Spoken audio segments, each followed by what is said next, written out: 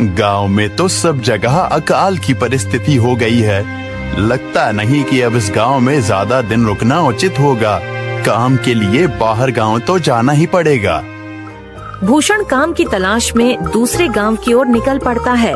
चलते चलते वह विजयपुर गांव में आ जाता है। वहां उसका रहने का कोई ठिकाना नहीं था और उसके पास कोई काम भी नहीं था। चलते चलते वह एक अमीर किसान जगत सेठ के पास आ पहुंचता है। सेठ जी, मैं भूषण दूसरे गांव से आया हूँ। हमारे गांव में अकाल की परिस्थिति हो गई है। लोगों के खेत सूखे पड़े हैं। गांव में बूंद बूंद पानी के लिए लोग तरस रहे हैं। अगर मुझे आपके पास कुछ काम मिल जाएगा तो बहुत कृपा होगी बड़े भाई। अरे रे, लगता है तुम्हारी हालत बहुत खस्ता हो गई है। ठीक है, वैसे मेरे पास एक काम तो है, पर लगता नहीं कि तुम वो कर पाओगे। सेठ जी, आप चिंता ना करें। मुझे आप कोई भी काम दे सकते हैं। मैं वो काम पूरी मेहनत और ईमानदारी से करूंगा। अच्छा ठीक है भूषण, तो कान खोल कर सुन लो।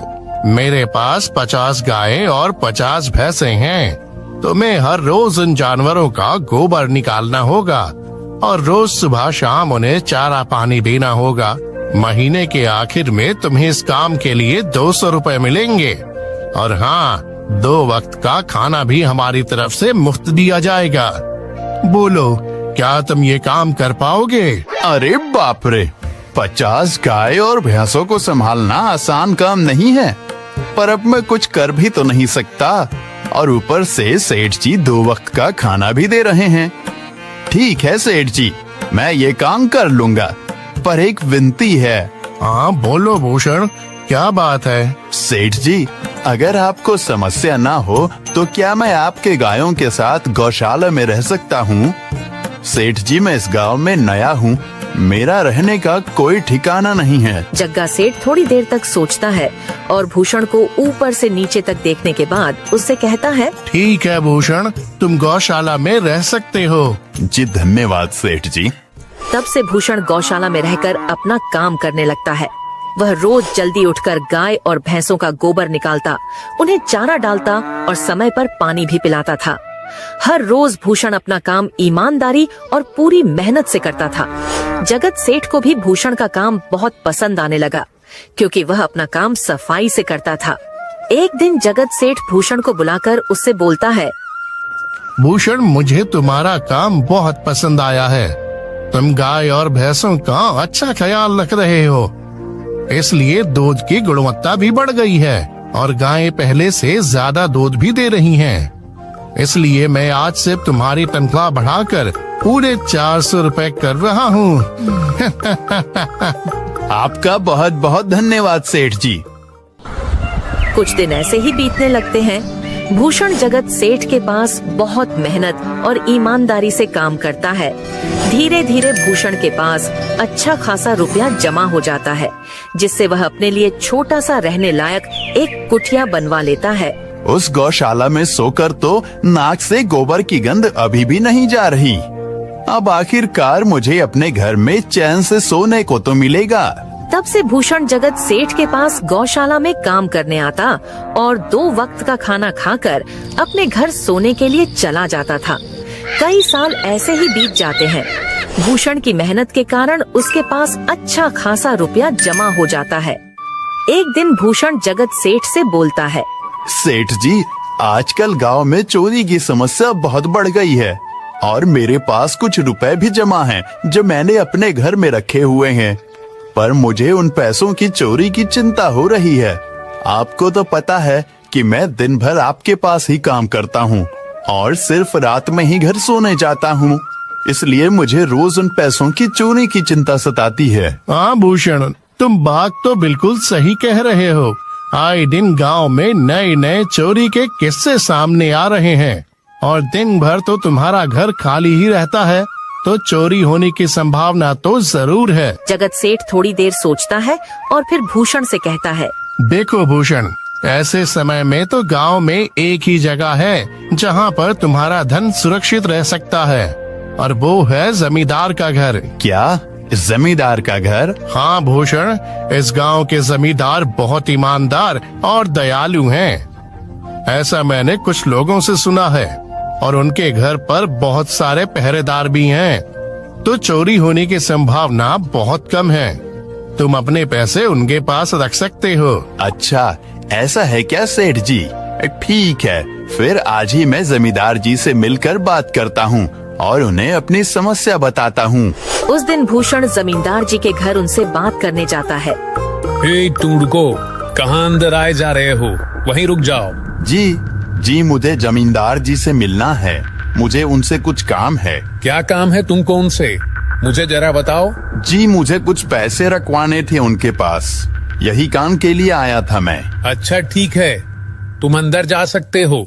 नमस्ते जमींदार जी, मैं भूषण जगत सेठ के यहाँ काम करता हूँ। कुछ साल पहले ही मैं दूसरे गांव से यहाँ आया हूँ।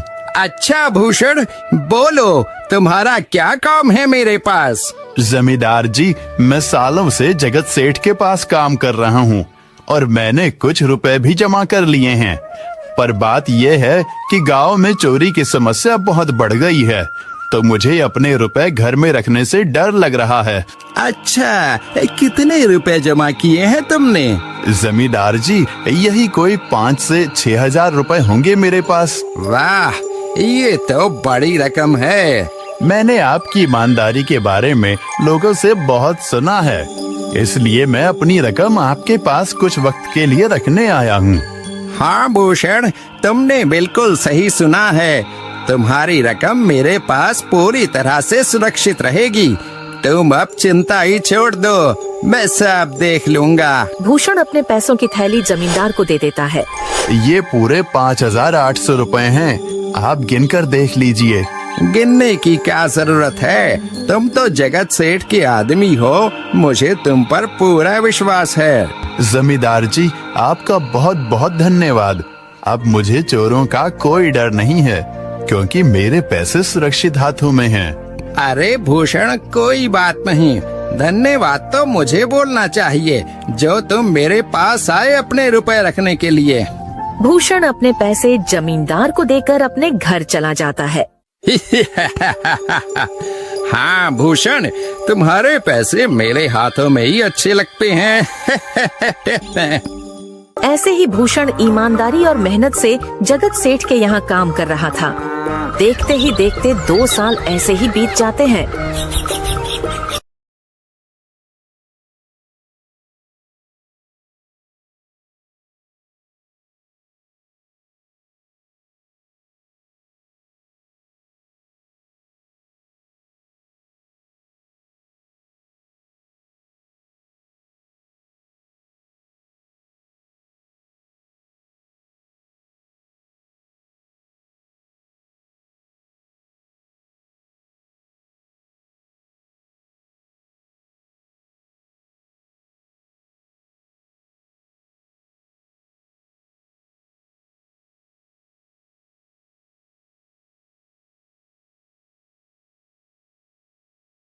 एक दिन भूषण सोचता है, अब बहुत साल हो गए जगत सेठ के यहाँ काम करते हुए।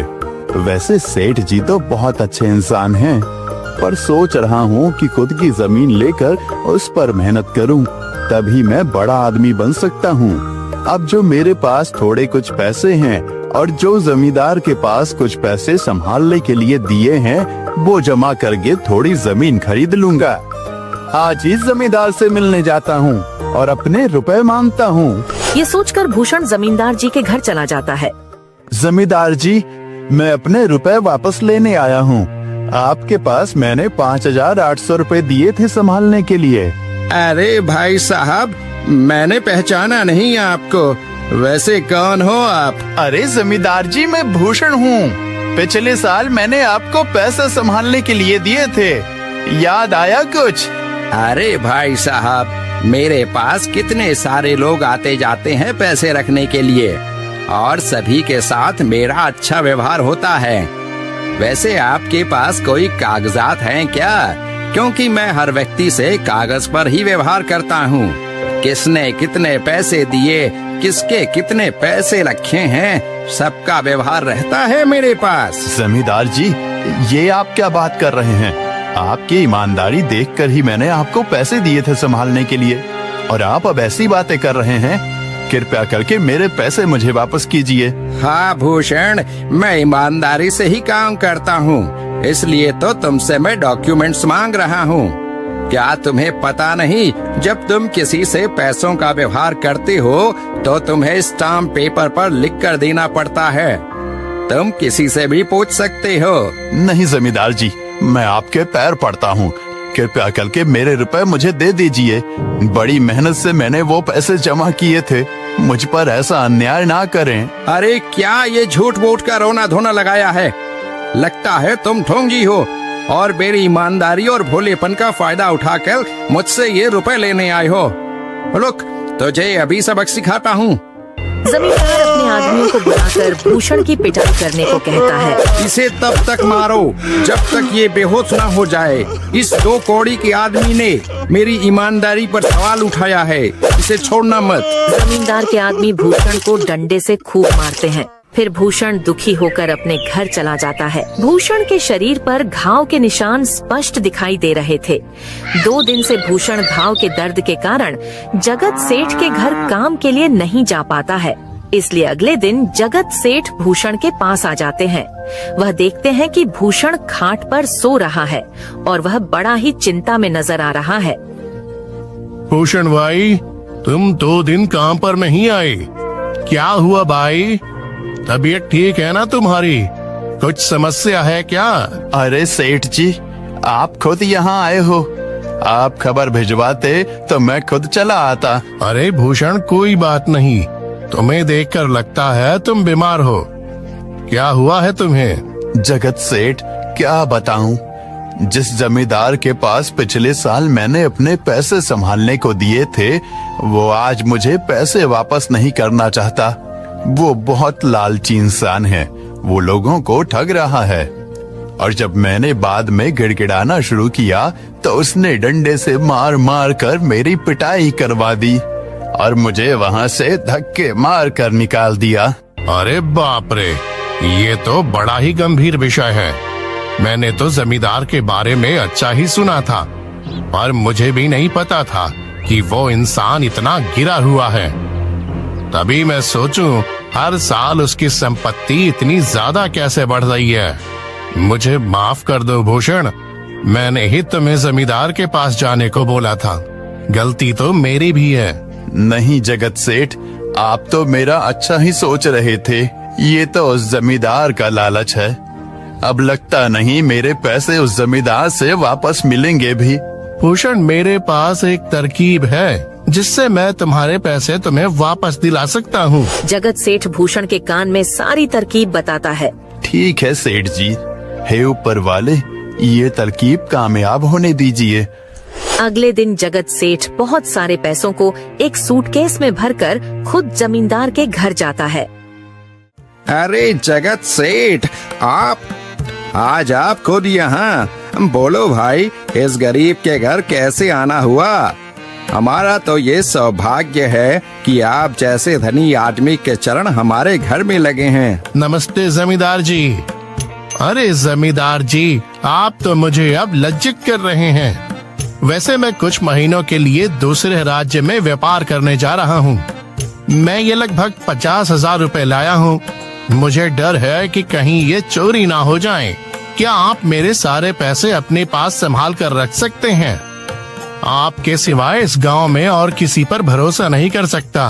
अरे जगत सेठ, ये भी कोई पूछने की बात है? मेरे पास आपके पैसे बिल्कुल सुरक्षित रहेंगे। आप निश्चित होकर व्यापार करने जा सकते हैं। इस बार तो बड़ी मछली हाथ लगी है। बार बार ऐसा मौका नहीं मिलता। भारी माल हाथ में लगने वाला है। तभी वहाँ पर भूषण आ जाता है। अरे भूषण, तुम? अच्छा हुआ तुम आ गए। मैं तुम्हारे पास ही आने वाला था। मुझे माफ करना, उस दिन तुम्हें पहचान नहीं पाया। इतने सारे लोग मेरे पास आते हैं तो जरा परेशानी होती है, पर मैं अपनी बातों का बड़ा पक्का हूँ। हाँ रुको, मैं तुम्हारे सारे पैसे अभी देता हूँ। जमींदार भूषण के सारे पैसे उसे लौटा देता है। माफ करना भूषण, मेरे आदमियों ने तुम्हारे साथ उस दिन बदतमीजी की। मैं आज ही उनको काम से निकालता हूँ। भूषण बिना कुछ बोले वहाँ से चला जाता है। अरे क्या बात है जमींदार जी, आप तो अपने बातों के बहुत पक्के हैं। तो ठीक है, मैं अपने सारे पैसे आपके पास रख सकता हूँ। जगत सेठ इतना बोल ही रहा था कि तभी वहाँ जगत सेठ का नौकर आ जाता है। मालिक मालिक, अब आपको बाहर के राज्य में जाने की कोई जरूरत नहीं है। अभी अभी व्यापारियों का संदेश आया है और उसने कहा कि वो खुद हमारे गांव आ रहे हैं। अरे ये तो बहुत बढ़िया बात हुई। अब मुझे इतनी दूर नहीं जाना पड़ेगा। सुन रहे हो जमींदार जी, व्यापारी यहाँ आ रहे हैं। अब मुझे नहीं लगता कि ये पैसे आपके पास रखने का कोई मतलब होगा। चलो, आपका बहुत बहुत धन्यवाद। आपने इतनी ईमानदारी दिखाई मुझे। हाँ, पर अगली बार जरूर आपके पास ही आऊंगा। ऐसा बोलकर जगत सेठ और उसका नौकर वहाँ से अपने पैसे लेकर चले जाते हैं। धत तेरी की, ये क्या हो गया? ये 50,000 तो चले गए और जो भूषण के 5,800 रुपए हड़प लिए थे वो भी चले गए। आपका बहुत बहुत धन्यवाद सेठ जी। अगर आज आप ना होते तो मेरी सारी जमा पूंजी वो जमींदार हड़प लेता। भूषण, कोई बात नहीं। जो व्यक्ति मेहनत और ईमानदारी से कमाता है, ऊपर वाले उसका कभी बुरा नहीं होने देते, और जो हराम की कमाई का खाता है उसका कभी अच्छा नहीं होने देते।